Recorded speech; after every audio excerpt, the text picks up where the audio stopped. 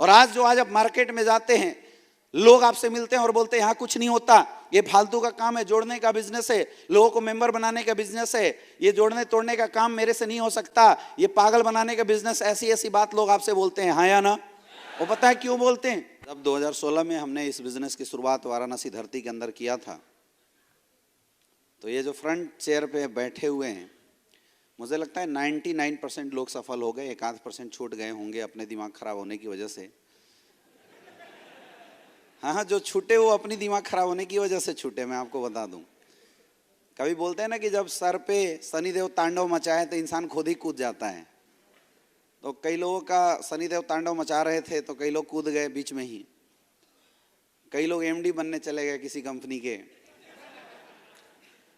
कई top leader बनने चले गए, कई को किसी ने बता दिया भाई तू ही महिपाल सिंह बन जाएगा, आजा मेरी कंपनी, तो वहाँ चले गए।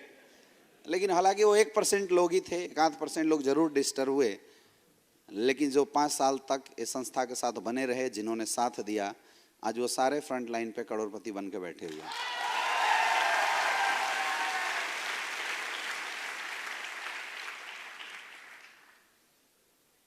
नेटवर्क मार्केटिंग इंडस्ट्री का अच्छा दिन आ चुका है, आने वाला है नहीं, आ चुका है।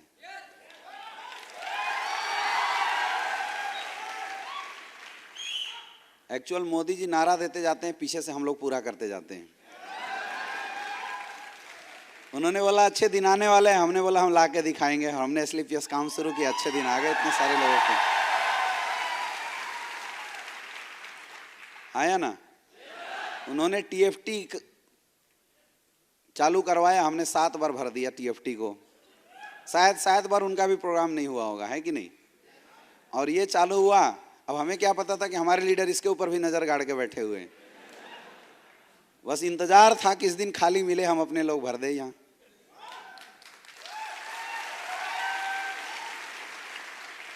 ये बातें क्या दर्शाती हैं? ये बातें क्या बताती हैं? इससे हमें सीखना चाहिए।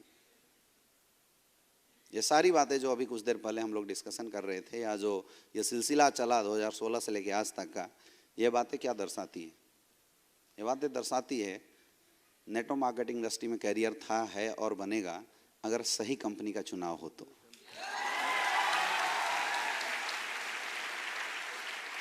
यस या नो? और हम सौभाग्यशाली हैं कि हमें हिंदुस्तान की सबसे पावरफुल कंपनी SLPS वेलनेस का साथ मिला है। मैं हमेशा बोलता हूं ना, प्लेटफॉर्म अच्छा ना हो तो इंसान कितनी भी ताकत लगाए, कितनी भी जोर लगाए, सफल नहीं हो सकता है। और अगर प्लेटफॉर्म अच्छा मिल जाए तो कमजोर लोगों को भी आगे बढ़ा देता है। हमारे पास तो अच्छा प्लेटफॉर्म मिल चुका है, लेकिन उसके बावजूद, अच्छे प्लेटफॉर्म के बावजूद भी, अच्छी लीडरशिप के बावजूद भी अगर हम सफल ना हो पाए तो गलती किसकी होगी? खुद की होगी। आज हम लोग यहाँ इकट्ठा हुए मेरे दोस्त, उन गलतियों को सही करने के लिए जो आज से पहले अपने बिजनेस में करते समय हम सारे लोग करते आ रहे थे और कर रहे थे, करेंगे। जो कर रहे थे वो आज के बाद सही हो जाना, जो कर रहे हैं वो आज के बाद सही हो जाना, और जो करने वाले हैं अभी से सतर्क हो जाना, अलार्म लगा देना, क्योंकि आज वो बातें हम करेंगे, आज वो बातें करेंगे कि एक लीडरशिप को इस इंडस्ट्री में सफल होने के लिए क्या क्या करना चाहिए। उससे पहले माय डियर फ्रेंड, बहुत सारे ऐसे लोग होंगे जो नए होंगे, जो मुझे नहीं जानते होंगे। कितने ऐसे लोग हैं? अच्छा, कितने लोग मुझे जानते हो? कैमरे वाले दिखाना यार, कितने लोग जानते हो? मतलब हम भी फेमस हो गए हैं क्या? ये इंडस्ट्री की ताकत है माय डियर फ्रेंड। बनारस में 5 साल पहले कोई जानता नहीं था, आज इतने सारे लोग जानने वाले लोग, इतने प्यार करने वाले लोग मिल गए। इससे बड़ा अचीवमेंट और क्या हो सकता है? आप सारे लोग मुझे जानते हो। कितने ऐसे लोग हैं जो पहली बार मेरे से ऐसे किसी ट्रेनिंग में मिल रहे हैं? बाकी इतने नए लोग हैं, आज से पहले आप हमारे किसी ट्रेनिंग में नहीं आए, कहीं देखा? कहां? अच्छा, यूट्यूब पे देखा। अच्छा, और फेसबुक पे देखा होगा। चलिए, ये तो खुशी की बात है कि यूट्यूब और फेसबुक दोनों मिला के कम से कम 1.5 लाख लोग अभी मुझे वहां भी जानना शुरू कर दिए हैं। लेकिन वो सब कुछ मैं करता आप ही लोगों के लिए हूँ। माय डियर फ्रेंड, फिर भी मैं अपना परिचय जरूर देना चाहूँगा। आज की सेशन को शुरू करने से पहले मेरा नाम अमित दुबे हुआ और नेटवर्क मार्केटिंग इंडस्ट्री को मैं दिल जान से प्यार करता हूँ। आज से करीब 7-8 साल पहले मुझे ये इंडस्ट्री माइंड में इंट्रोड्यूस करने का मौका मिला था। मैं पढ़ाई कर रहा था और उसी समय ये इंडस्ट्री मुझे अपनी ज़िंदगी में देखने का मौका मिला था पहली बार। लेकिन बोलते हैं बहुत कम ऐसे लोग होते हैं जिनको पहला प्यार अच्छा मिल जाए। अच्छा, यंग लोग हैं, उनके चेहरे की हंसी देखो। मैं समझा कुछ और रहा हूं, ये सोच कुछ और रहे हैं।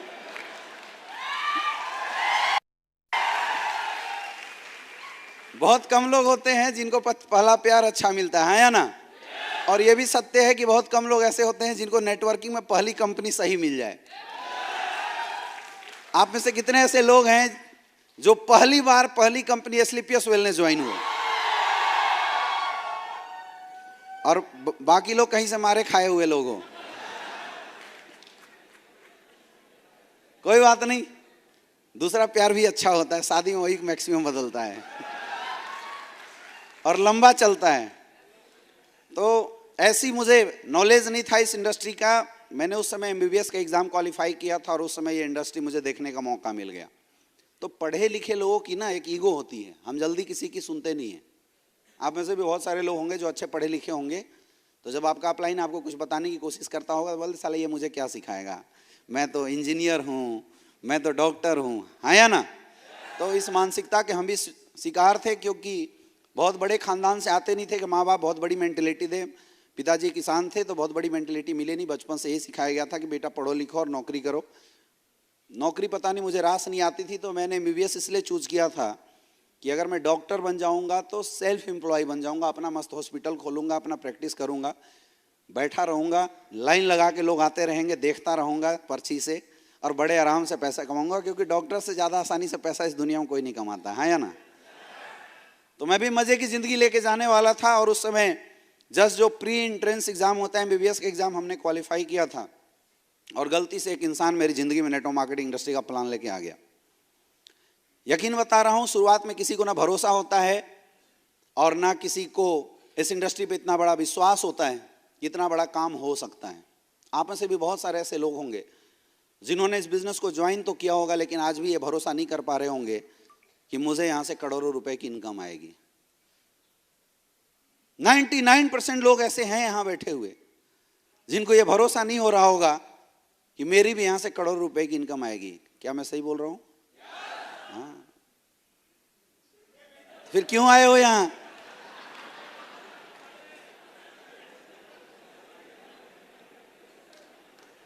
फिर आए क्यों? होता है ऐसा, शुरुआत दौर में इतना बड़ा भरोसा होता नहीं। मुझे भी भरोसा था नहीं, तो मैंने सोचा यार पार्ट टाइम में धंधा कर लेते हैं, 2-4-5 लोगों को जोड़ना ही है। अच्छा, मैं जिस कंपनी में था वहाँ मुझे प्लान गलत बताया गया। प्लान अगर सही बताया गया होता है तो शायद मैं नहीं जुड़ता। इससे ये अंदाज़ा लगा सकता है कि नेटवर्किंग गलत लीडरों की वजह से नहीं, सुनने वालों की वजह से होता है। कोई बोले यार 10 लाख लगा, 20 लाख हो जाएंगे दूसरे महीने में, तो तुरंत कर्जा लगे कोई लगा देता है। कोई बोला 18,000 लगा, मेहनत करके डायमंड बन, करोड़ रुपए कमा, बोला मेरे से नहीं हो सकता। ये दुनिया ही ऐसी है, हिंदुस्तान के लोग ऐसे ही कामचोर होते हैं, यस या नो? तो उसने हमें झूठ बोला कि यार 10,000 की टीम अगर तू बना देता है तो तू डायमंड बन जाएगा, और अगर तू डायमंड बन जाता है तो तेरी 8 लाख रुपया महीना फिक्स हो जाएगी। तो मुझे तो समझ में आ गया भाई, लपेट चपेट के 10,000 लोग ही तो जोड़ने हैं। पार्ट टाइम में करके जोड़ दिए तो इधर मेडिकल से अच्छा पैसा आएगा ही, 8 लाख कम से कम फिक्स तो हो जाएगा। बच्चे का दिमाग था उस समय, उम्र कोई बहुत बड़ी थी नहीं, 19-20 साल का रहा होऊंगा। तो 19-20 साल का लड़का कितना सोच पाता है? तो ऐसी सोच थी, मैं इस इंडस्ट्री में आ गया। अब चूंकि सपने बड़े थे, कुछ बड़ा करना चाहता था, टैलेंटेड, ऊपर वाले ने थोड़ा सा बना दिया था, थोड़ा बहुत मेहनत करना शुरू किया, बहुत सारे लोगों को ज्वाइन करा दिया। और ये रिकॉर्ड था, मैं जिसके सामने बैठ जाता था ना, या तो सुसाइड करता था या तो ज्वाइन होता था, छोड़ता नहीं था मैं। ये तो मुझे बाद में पता चला कि हम पक्के वाले सेल्समैन बन गए। आए थे बिजनेसमैन बनने, गलती से सेल्समैन बन गए। जिसको पकड़े उसको हम ज्वाइन करा देते थे। हमें पुराने समय में ये बताएगा कि बेटा नेटवर्कर वो होता है जो गंजे को कंघी बेच दे, और रियल में हमने गंजे को कंघी बेचना सीख लिया था। यहाँ एसलीपीएस में अच्छे प्रोडक्ट बेचने को बोला जाता है, हाँ या ना, लोगों को सही करने के लिए बोला जाता है। लेकिन हिंदुस्तान में 90% कंपनियां ऐसी है जो लोगों को गंजे को कंघी बेचने की एजुकेशन देती है।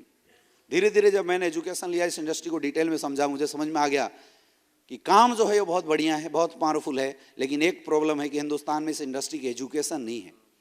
और आज आप मार्केट में जाते हैं, लोग आपसे मिलते हैं और बोलते हैं यहाँ कुछ नहीं होता, ये फालतू का काम है, जोड़ने का बिजनेस है, लोगों को मेंबर बनाने का बिजनेस है, ये जोड़ने तोड़ने का काम मेरे से नहीं हो सकता, ये पागल बनाने का बिजनेस, ऐसी ऐसी बात लोग आपसे बोलते हैं, हाँ या ना। वो पता है क्यों बोलते हैं? क्योंकि उन्होंने लोगों को फेल होते देखा है मार्केट में। उन्होंने लोगों को मार्केट में एमएलएम ज्वाइन करने के बाद बर्बाद होते हुए देखा है। लोग गलत नहीं है माय डियर फ्रेंड, वो परिस्थितियां जिसको लोग देख रहे हैं, उन परिस्थितियों के आधार पे लोग इंटरप्रिटेशन कर रहे हैं, लोग गलत नहीं है। अब ये परिस्थितियां बनी क्यों? परिस्थितियां इसलिए बनी क्योंकि हिंदुस्तान के अंदर कोई भी कंपनी अपने साथ जुड़ने वाले लोगों को एजुकेशन नहीं देता। कोई ये सिखाता ही नहीं कि तू करोड़पति बनेगा कैसे, तेरा धंधा उठेगा कैसे, 100 करोड़ तक जाएगा कैसे, कोई ये सिखाता नहीं है। और ये कमी मुझे समझ में आ गई थी। आज लोग फालतू क्यों भटक रहे हैं? कोई इजी में लाके उनको क्यों गुमराह कर देता है? 10 कंपनी में क्यों चेंज करना पड़ता है? साफ बात है, एजुकेशन नहीं है। अरे एक बार कोई इंसान गलत जगह जाए तो हम बोल सकते हैं नॉलेज की कमी है, दोबारा जाए तो बोल सकते हैं गलती से चला गया, तीबारा जाए तो बोल सकते हैं गलती की, चौथी बार जाए मतलब बेवकूफी से जा रहा है, एजुकेशन नहीं है, वो बेवकूफ है। यस या नो? और हिंदुस्तान के अंदर इस इंडस्ट्री को लेके ये बहुत बड़ी गैप मुझे समझ में आई थी, एजुकेशन की कमी होना। मुझे समझ में आ गया था कि जब तक लोगों को एजुकेशन नहीं दिया जाएगा, फालतू का मोटिवेशन देने, ताली बजवाने से कुछ होने वाला नहीं है। अरे एमएलएम इंडस्ट्री में कौन लोग ज्वाइन करते हैं? हमारे साथ कौन लोग आते हैं? आपके साथ कौन लोग आते हैं? गरीब तबके के लोग, मिडिल क्लास के लोग, जिनकी महीने की तनख्वाह 20,000 30,000 रुपए की होती है, हाँ या ना। 20,000 30,000 महीने तनख्वाह कमाने वाले लोग 15 से 16,000 रुपए लेके आपको देते हैं। यकीन मानना दोस्त, 90% लोग जरूर प्रोडक्ट की जरूरत होती तो देते हैं, लेकिन जो 10% लोग जैसे आप लोग यहाँ बैठे हैं, ये लोगों ने पैसा प्रोडक्ट के लिए नहीं, अपनी जिंदगी के लिए दिया था।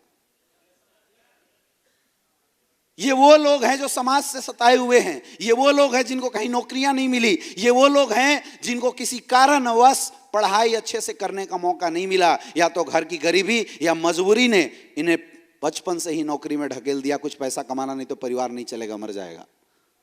बहुत सारे लोगों की मजबूरी जरूर होगी।